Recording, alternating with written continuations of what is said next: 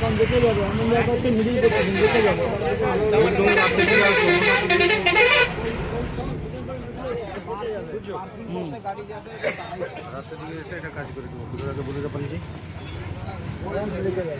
দাদা কেমন লাগলো চা? ভালো। কেমন চা?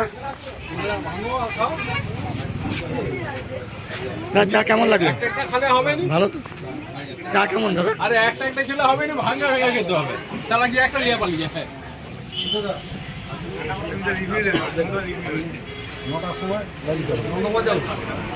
আমি খানায় যাবো। আমার হালকাটা